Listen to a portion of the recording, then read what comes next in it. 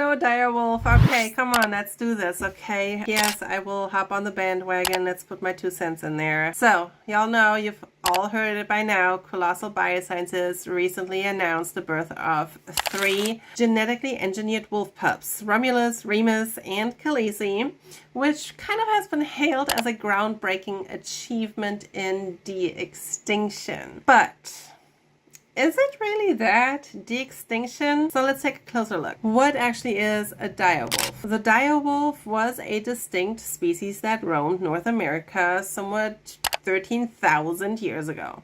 13,000. Not 13, not 130.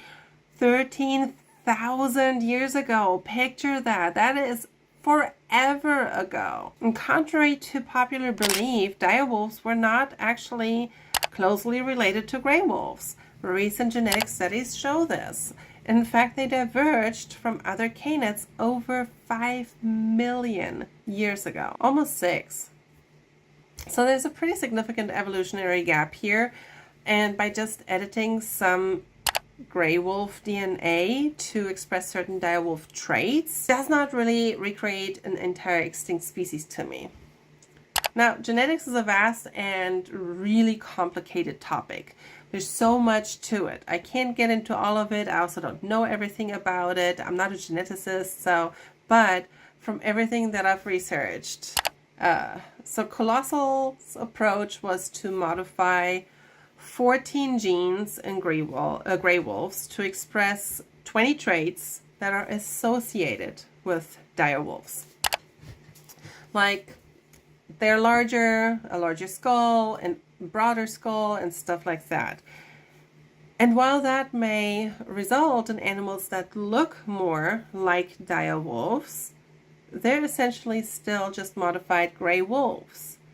And also picture this, we don't really know for sure what direwolves actually truly looked like. This is just all assumption, okay? There's not even a complete genome of a direwolf available. There's just a sequence. That to me, let's put this into an artist kind of term, okay? It would be like me saying, I have a finished painting and I can create an exact copy of it when truly all I have is just the corner piece. But what about the rest of the picture? What about the rest of the canvas? Is the color going to change? Is there going to be anything else on it? Are there going to be any flowers on it? Are there animals? Are there any other compositions? I mean, there are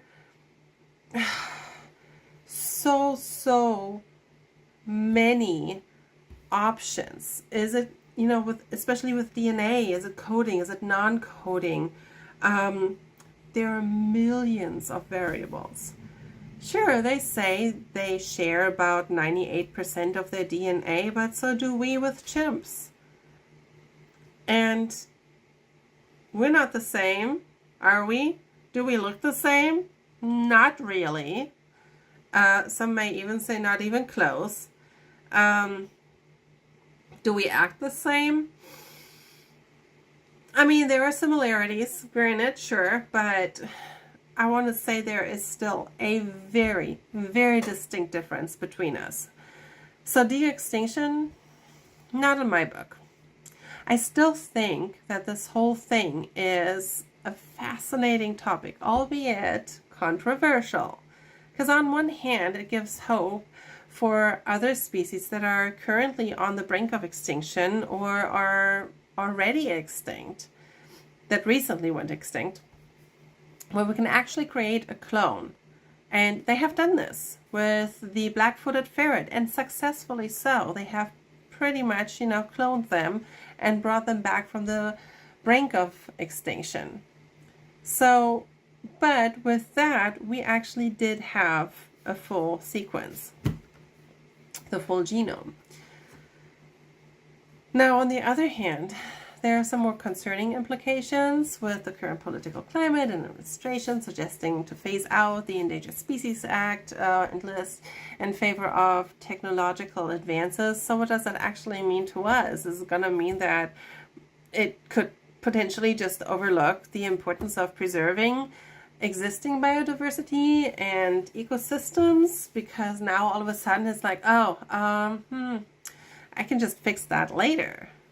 So there's so much to this whole topic. It's to unpack this all is going to take forever, and I'm sure we could discuss this for hours. But what do you think? What are your thoughts on this?